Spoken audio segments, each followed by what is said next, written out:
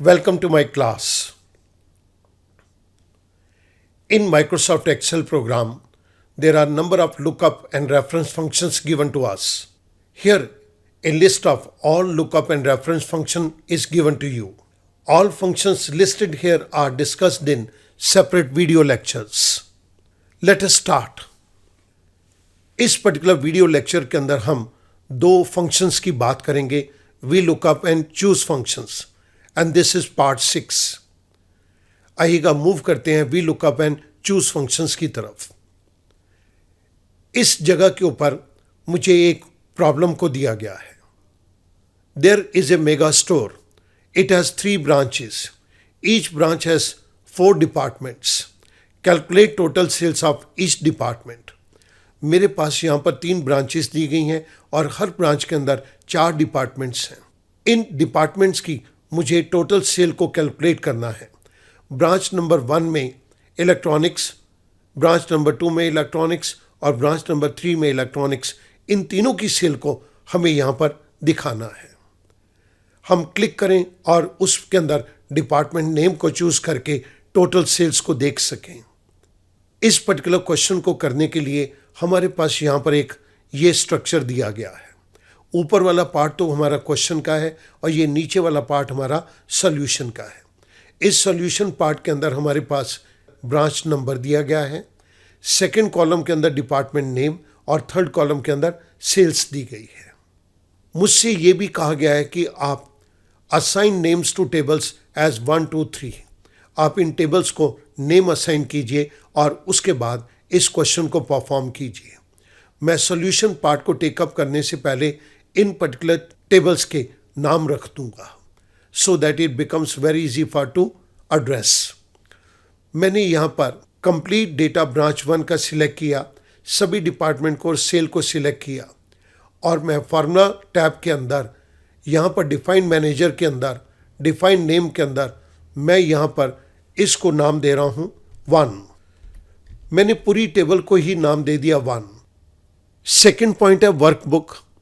Workbook के case के अंदर मैं इस पर क्लिक करता हूँ तो ये मुझसे कहा जा रहा है आप इस पर्टिकुलर 1 टेबल का नाम डिफाइन नेम किस जगह तक रिस्ट्रिक्ट रखना चाहते हैं, एक पर्टिकुलर शीट के ऊपर या पूरी वर्कबुक के ऊपर. तो मैं इस पूरी वर्कबुक को ही सिलेक्ट कर लेता हूँ. कमेंट के अंदर हमें कोई कमेंट नहीं देना. रेफर्स टू, ऑलरेडी हमने इस पर्टिकुलर जगह को सिलेक्ट किया हुआ है तो रेफर्स टू के अंदर ये सिलेक्टेड सेल नंबर्स आ गए. I say okay. I move on to the second branch. Second branch के अंदर मैंने डिपार्टमेंट और सेल्स को सिलेक्ट किया. Again I go to define name. Define name के अंदर मैं अब सेकंड टेबल का नाम दे रहा हूँ 2. आई से ओके. थर्ड टेबल के मैंने कंप्लीट डिपार्टमेंट नेम और सेल्स को सिलेक्ट किया. Once again I go to define name. Define name को मैं सिलेक्ट करता हूँ और नेम के केस के अंदर मैं थर्ड टेबल का नाम दे देता हूँ 3. आई से ओके. स्टूडेंट ध्यान दीजिएगा, मैंने इन टेबल्स के नाम दे दिए हैं. जैसे ही मैं ये डेटा सिलेक्ट करता हूँ आप यहाँ पर नेम बॉक्स के अंदर 1 देख सकते हैं. अगर मैंने ये डेटा सिलेक्ट किया ब्रांच 2 का तो आप यहाँ पर 2 देख सकते हैं. ब्रांच 3 का मैं डेटा सिलेक्ट करता हूँ तो यहाँ पर मेरे पास 3 आ गया. मैं इसको क्लिक करता हूँ तो आप देख सकते हैं कि ये तीनों टेबल के नाम मेरे को यहाँ पर विजिबल हैं. मैंने यहाँ पर इन टेबल्स के नाम दे दिए.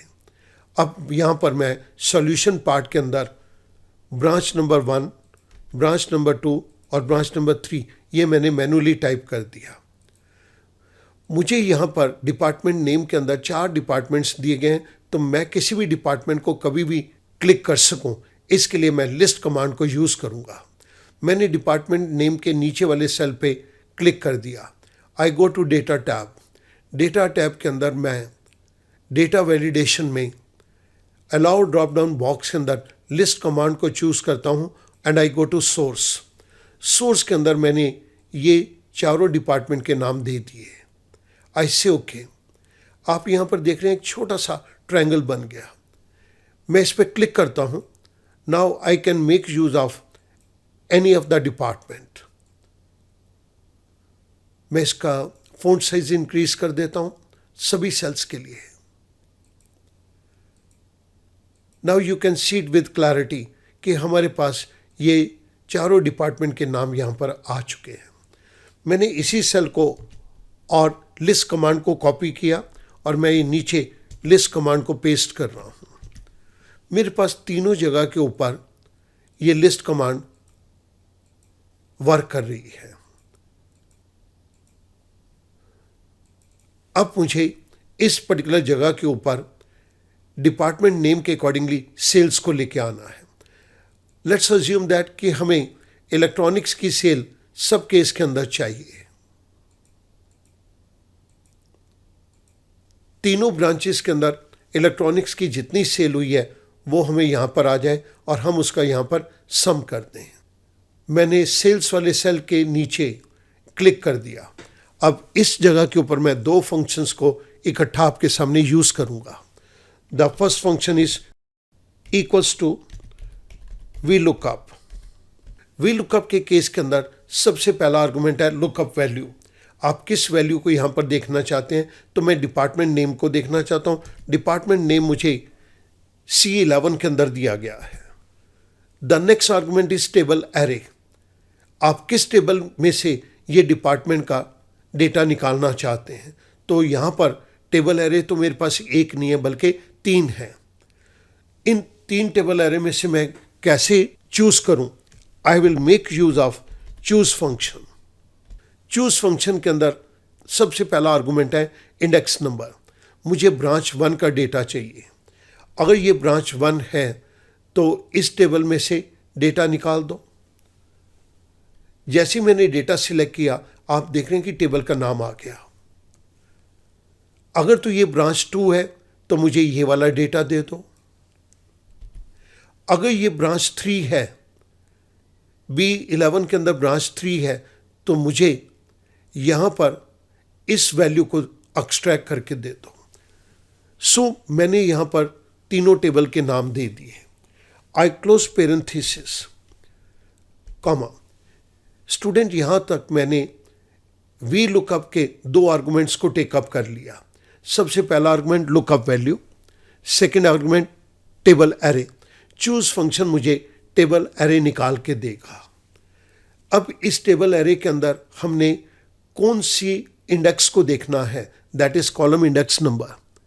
तो मेरे पास यहां पर डिपार्टमेंट नेम फर्स्ट कॉलम में है और सेल्स सेकंड कॉलम के अंदर है, तो मैं यहां पर 2 दे देता हूं कॉमा। मुझे क्या एग्जैक्ट मैच चाहिए या अप्रॉक्सीमेट चाहिए? मुझे तो एग्जैक्ट मैच चाहिए, इसके लिए मैं फॉल्स पे क्लिक करता हूं। आई क्लोज पेरेंथेसिस, आई प्रेस एंटर। ब्रांच नंबर 1 के अंदर इलेक्ट्रॉनिक्स की सेल 56 है। मैं इसको नीचे ड्रैग डाउन करता हूं। ब्रांच नंबर 2 में इलेक्ट्रॉनिक्स की सेल 87 है। मैं इसको नीचे ड्रैग डाउन करता हूं। ब्रांच नंबर 3 के अंदर इलेक्ट्रॉनिक्स की सेल 91 है। आप देख रहे हैं कि मेरे पास यहाँ पर ये तीनों वैल्यूज आ गई। मैं इस जगह के ऊपर सम फंक्शन को इंप्लीमेंट कर रहा हूँ और मैंने ये सेल्स की कंप्लीट रेंज को दे दिया। आई प्रेस एंटर। मेरे पास तीनों डिपार्टमेंट के अंदर इलेक्ट्रॉनिक्स की सेल का रिजल्ट आ गया। स्टूडेंट, अगर मैं इस पर्टिकुलर डिपार्टमेंट को चेंज करता हूँ, मान लीजिए मैं इलेक्ट्रॉनिक्स से फुटवेयर के अंदर आता हूँ और मैं तीनों ब्रांचेस के अंदर फुटवेयर को सिलेक्ट कर लेता हूँ, तो आप यहाँ पर देख रहे हैं कि हमारे पास पूरा का पूरा फुटवेयर का सेल का रिजल्ट आ गया। Branch 1 67, this is 67, branch 2 55, branch 2 55, branch 3 78, branch 3 78। हमने इस तरह से इस अपने रिजल्ट को प्राप्त किया। इस पर्टिकुलर केस के अंदर वी लुकअप और चूज फंक्शन के वीडियो नंबर 5 के अंदर हमने यही क्वेश्चन किया था, लेकिन उस क्वेश्चन के अंदर हमने इसको डिफरेंट ढंग से किया था।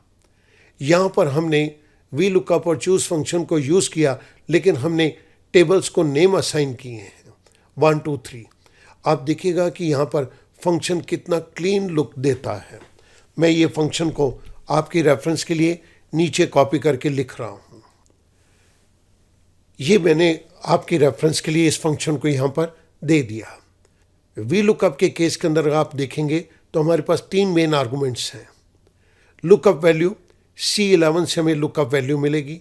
टेबल एरे, चूज फंक्शन हमें टेबल एरे निकाल के देगा, और उसके बाद ये 2 this is column index number, और ये false that is range lookup which is optional.